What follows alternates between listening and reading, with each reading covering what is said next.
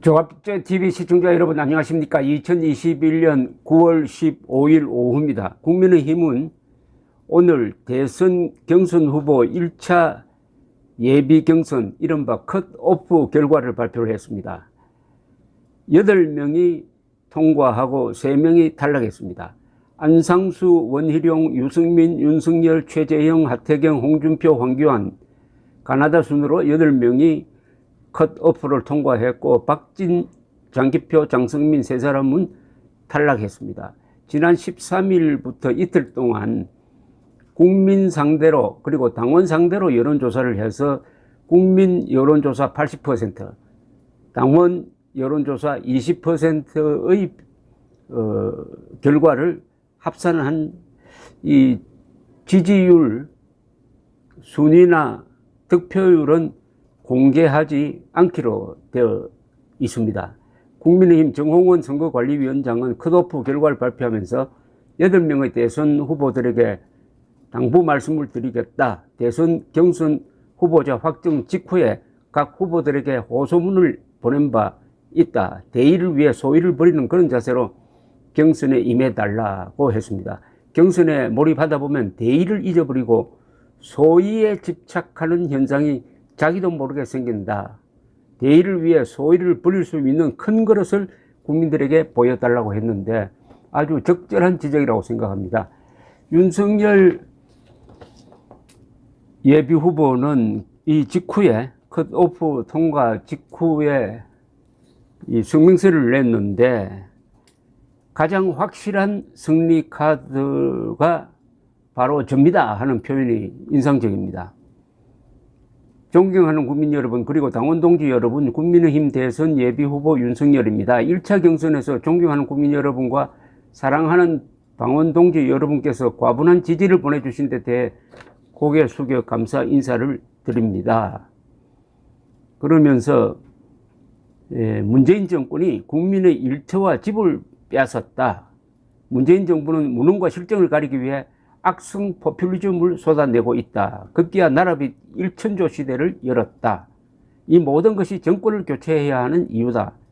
국민의 일과 집을 위해, 국민의 자유와 일상을 위해, 그리고 국민의 미래를 위해 우리는 싸워야만 한다. 승리해서 현 정권의 모든 비정상을 바로잡는 것이 우리의 대의다. 저는 가장 확실한 승리 카드다. 대선 압승을 위해 오늘부터 더욱 정진하겠다. 우리 안에 승리에 대한 두려움과 의구심이 있다면 그걸 믿음과 확신으로 제가 바꾸겠다. 정권 교체의 밑거름인 용기와 결기로 바꾸어내겠다. 내년 3월 9일 대선 승리를 반드시 쟁취하겠다. 대한민국의 새로운 도약을 위해 전진도 전진하겠다. 이런 이야기를 했습니다. 그러니까 반드시 정권을 싸워서 찾아오겠다는 결의를 밝혔습니다. 이 컷오프를 통과한 사람 중에서 두 분, 기성정치인이 아니고 신인에 속하죠. 사실은 두 분이 바로 윤석열, 최재형 두 사람이 컷오프를 통과했다는 것은 앞으로 그 중에 한 사람이 대통령 후보로 확정되겠습니다만은 이 국민의 힘의 인재풀이 넓어졌다는 것을 뜻합니다. 그런데 윤석열, 최재형 이 두 사람은 한 3년 전만 해도 정치를 할 거라고는 아마 본인들이 전혀 생각을 하지 않았을 것입니다. 그러나 두 분이 한 사람은 감사원장으로서 한 사람은 검찰총장으로서 문재인 정권의 법치 파괴에 저항을 하다가 보니까 국민적 신망을 얻게 되고 인기가 높아지고 그래서 자연스럽게 어떻게 보면 피동적으로 정치를 하게 된 면이 있습니다. 두 사람을 감사원장, 검찰총장에 임명한 사람은 문재인인데 문재인의 이 독재적 국정 운영이 두 사람을 정치판으로 끌어들였다. 이렇게 되는 거죠. 그리고 나중에 3월 9일 결과를 봐야 알겠습니다만은 문재인이 결국 그 중에 한 사람을 대통령으로 만들었다. 자충수도 참 이런 자충수가 없습니다. 그런데 윤석열, 최재형 두 분은 싸워서 지금의 인기를 확보했습니다. 특히 윤석열 검찰총장이 지금 누리고 있는 이 인기는 거의 공짜가 아닙니다. 거의 전부 다가 윤석열이라는 사람이 살아있는 정권과 싸워서 얻은 인기와 신뢰라는 점에서 이게 선동의 좀처럼 무너지지 않고 흔들리지 않는 리더십의 원천이 되고 있습니다. 이런 형의 지도자는 과거로 거슬러 올라가 보면은 김명삼, 김대중 모델이 하나 있습니다. 옛날에 박정희, 전두환 같은 강력한 권위적 정부에 대응해서 이 김명삼, 김대중 두 사람이 민주화 투쟁을 계속할 수 있었던 그 원천은 언론의 호의적 보도 그리고 여론의 뒷받침이었습니다. 윤석열 씨가 지금까지 버틸 수 있었던 것도 바로 언론의 호의적 보도 그리고 여론의 뒷받침인데, 최근 이 정권이 선동을 하고 있는데 여기에도 상당히 튼튼한 이 맷집을 보여주고 있습니다. 그런 점에서 우리 정치사에서 아주 특이한 길을 지금 걸어가고 있는 사람입니다.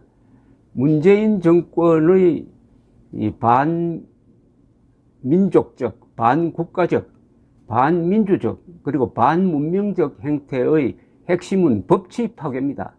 문명이라는 것은 법치 위에서만 존재할 수가 있습니다. 문명이 무너지면 우리의 삶이 무너집니다. 그런데 이 법치 파괴에 저항한 두 사람이 바로 국민의 힘의 컷오프 8명 속에 들어갔다는 것은 나름대로 대한민국의 정치가 어떤 면에서는 발전하는 부분이 있다 이거죠. 문명 파괴에 저항하는 세력이 아직 한국에서는 강력하고, 이게 내년 3월 9일에는 분노 투표로 이어질 때 압승을 하면서 3월 9일 선거의 의미를 역사의 쓰레기들을 청소하는 쓰레기통으로 제 갈 길을 가도록 하는 그런 결과가 될지 모르겠다는 희망을 갖게 합니다. 윤석열, 최재형 두 사람은 어떻게 보면은 인재입니다. 이런 사람은 국민들이 또 보호를 해줘야 합니다. 지도자에게는 리더십이 있어야 되지만은 국민들에게는 팔로십이 있어야 합니다. 그게 맞아 떨어져야 되죠. 국민들은 밀어주고 지도자는 이끌어주고, 이게 박수를 치면은 두 손이 서로 맞아야 소리가 나는 것 아니겠습니까? 그런 점에서 한국 사람들에게 부족한 게 이 팔로십이 아닌가 생각이 듭니다. 모든 사람이 비판만 하고 정작 그 지도자를 돕는 데는 인색한 겁니다. 이제 본격적으로 토론을 통해서 8명이 자신의 실력과 인성을 보여줄 것 같은데, 저는 우리 국민들이 유심히 살펴야 될 부분은 그들이 말하는 정책도 중요하지만은 그들의 인간성을 파악하는 겁니다. 토론을 지켜보면은 저 사람은 어떤 인간인지, 어떤 인성인지, 어떤 정신 상태인지를 알 수 있습니다. 그 인간성과 관계되는 게 애국심, 정직성, 그리고 교양, 품격, 이런 것 아니겠습니까? 감사합니다.